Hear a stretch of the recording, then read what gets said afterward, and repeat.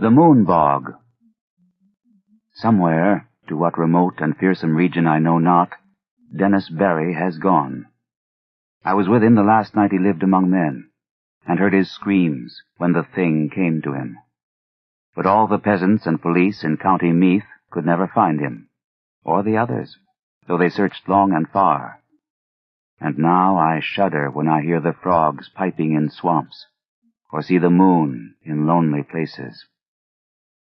I had known Dennis Barry well in America, where he had grown rich, and had congratulated him when he bought back the old castle by the bog at sleepy Kildare.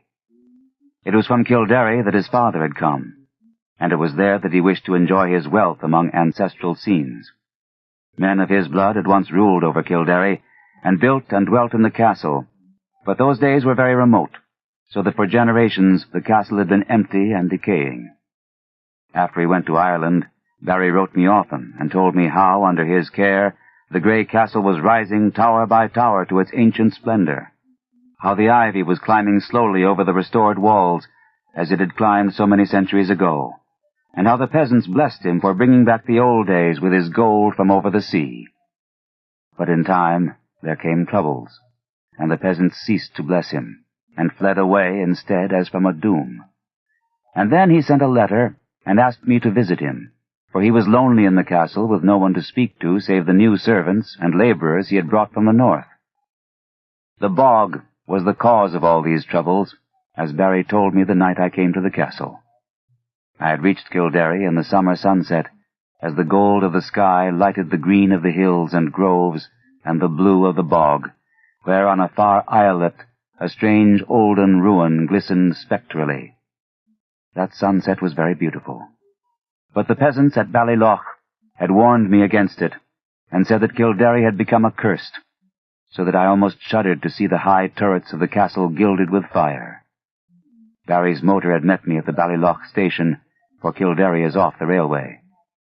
The villagers had shunned the car and the driver from the north, but had whispered to me with pale faces when they saw I was going to Kildare.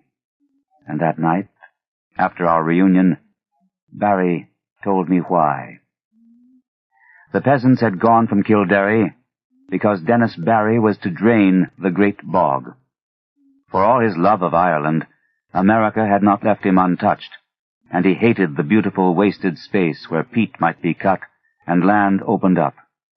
The legends and superstitions of Kildare did not move him, and he laughed when the peasants first refused to help, and then cursed him and went away to Ballylough with their few belongings as they saw his determination. In their place, he sent for laborers from the north, and when the servants left, he replaced them likewise. But it was lonely among strangers, so Barry had asked me to come. When I heard the fears which had driven the people from Kildare, I laughed as loudly as my friend had laughed, for these fears were of the vaguest, wildest, and most absurd character. They had to do with some preposterous legend of the bog, and of a grim guardian spirit that dwelt in the strange olden ruin on the far islet I had seen in the sunset. There were tales of dancing lights in the dark of the moon, and of chill winds when the night was warm, of wraiths in white hovering over the waters, and of an imagined city of stone deep down below the swampy surface. But foremost among the weird fancies, and alone in its absolute unanimity, was that of the curse awaiting him who should dare to touch or drain the vast, reddish morass. There were secrets, said the peasants, which must not be uncovered, secrets that had lain hidden since the plague came to the children of Partholan in the fabulous years beyond history. In the Book of Invaders, it is told that these sons of the Greeks were all buried at Talacht, but old men in Kildare said that one city was overlooked save by its patron moon goddess, so that only the wooded hills buried it when the men of Nemed swept down from Scythia in their 30 ships. Such were the idle tales which had made the villagers leave Kildare, and when I heard them, I did not wonder that Dennis Barry had refused to listen. He had, however, a great interest in antiquities, and proposed to explore the bog thoroughly when it was drained. The white ruins on the islet he had often visited, but though their age was plainly great, and their contour very little like that of most ruins in Ireland, they were too dilapidated to tell the days of their glory. Now the work of drainage was ready to begin, and the laborers from the north were soon to strip the forbidden bog of its green moss and red heather, and kill the tiny shell-paved streamlets and quiet blue pools fringed with rushes. After Barry had told me these things, I was very drowsy, for the travels of the day had been wearying, and my host had talked late into the night. A manservant showed me to my room, which was in a remote tower overlooking the village, and the plain at the edge of the bog, and the bog itself, so that I could see from my windows in the moonlight the silent roofs from which the peasants had fled, and which now sheltered the laborers from the north, and, too, the parish church with its antique spire, and far out across the brooding bog, the remote olden ruin on the islet, gleaming white and spectral. Just as I dropped to sleep, I fancied I heard faint sounds from the distance, sounds that were wild and half musical, and stirred me with a weird excitement which colored my dreams. But when I awaked next morning, I felt it had all been a dream, for the visions I had seen were more wonderful than any sound of wild pipes in the night. Influenced by the legends that Barry had related, my mind had, in slumber, hovered around a stately city in a green valley, where marble streets and statues, villas and temples, carvings and inscriptions, all spoke in certain tones the glory that was Greece. When I told this dream to Barry, we both laughed, but I laughed the louder because he was perplexed about his laborers from the north. For the 6th time, they had all overslept, waking very slowly and dazedly, and acting as if they had not rested, although they were known to have gone early to bed the night before. That morning and afternoon, I wandered alone through the sun-gilded village, and talked now and then with idle laborers, for Barry was busy with the final plans for beginning his work of drainage. The laborers were not as happy as they might have been, for most of them seemed uneasy over some dream which they had had, yet which they tried in vain to remember. I told them of my dream, but they were not interested till I spoke of the weird sounds I thought I had heard. Then they looked oddly at me, and said that they seemed to remember weird sounds too. In the evening, Barry dined with me, and announced that he would begin the drainage in 2 days. I was glad, for although I disliked to see the moss and the heather and the little streams and lakes depart, I had a growing wish to discern the ancient secrets the deep-matted peat might hide. And that night, my dreams of piping flutes and marble peristyles came to a sudden and disquieting end. For upon the city in the valley I saw a pestilence descend, and then a frightful avalanche of wooded slopes that covered the dead bodies in the streets and left unburied only the temple of Artemis on the high peak, where the aged moon-priestess Cleis lay cold and silent with a crown of ivory on her silver head. I have said that I waked suddenly and in alarm. For some time I could not tell whether I was waking or sleeping, for the sound of flutes still rang shrilly in my ears. But when I saw on the floor the icy moonbeams and the outlines of a latticed Gothic window, I decided I must be awake and in the castle at Kildare. Then I heard a clock from some remote landing below strike the hour of 2, and knew I was awake. Yet still there came that monotonous piping from afar, wild, weird airs that made me think of some dance of fauns on distant Menelaus. It would not let me sleep, and in impatience I sprang up and paced the floor. Only by chance did I go to the north window and look out upon the silent village and the plain at the edge of the bog. I had no wish to gaze abroad, for I wanted to sleep, but the flutes tormented me, and I had to do or see something. How could I have suspected the thing I was to behold? There in the moonlight that flooded the spacious plain was a spectacle which no mortal, having seen it, could ever forget. To the sound of reedy pipes that echoed over the bog, there glided silently and eerily a mixed throng of swaying figures, reeling through such a revel as the Sicilians may have danced to Demeter in the old days under the harvest moon beside the Cyane. The wide plain, the golden moonlight, the shadowy moving forms, and above all the shrill, monotonous piping, produced an effect which almost paralyzed me. Yet I noted amidst my fear that half of these tireless mechanical dancers were the laborers whom I had thought asleep, whilst the other half were strange, airy beings in white, half indeterminate in nature, but suggesting pale, wistful naiads from the haunted fountains of the bog. I do not know how long I gazed at this sight from the lonely turret window before I dropped suddenly in a dreamless swoon, out of which the high sun of morning aroused me. My first impulse on awaking was to communicate all my fears and observations to Dennis Barry, but as I saw the sunlight glowing through the latticed east window, I became sure that there was no reality in what I thought I had seen. I am given to strange phantasms, yet am never weak enough to believe in them. So, on this occasion, contented myself with questioning the laborers, who slept very late and recalled nothing of the previous night, save misty dreams of shrill sounds. This matter of the spectral piping harassed me greatly, and I wondered if the crickets of autumn had come before their time to vex the night and haunt the visions of men. Later in the day, I watched Barry in the library poring over his plans for the great work which was to begin on the morrow, and for the first time felt a touch of the same kind of fear that had driven the peasants away. For some unknown reason, I dreaded the thought of disturbing the ancient bog and its sunless secrets, and pictured terrible sights lying black under the unmeasured depth of age-old peat. That these secrets should be brought to light seemed injudicious, and I began to wish for an excuse to leave the castle and the village. I went so far as to talk casually to Barry on the subject, but did not dare continue after he gave his resounding laugh. So I was silent when the sun set fulgently over the far hills, and Kildare blazed all red and gold in a flame that seemed a portent. Whether the events of that night were of reality or illusion, I shall never ascertain. Certainly they transcend anything we dream of in nature and the universe. Yet in no normal fashion can I explain those disappearances which were known to all men after it was over. I retired early and full of dread, and for a long time could not sleep in the uncanny silence of the tower.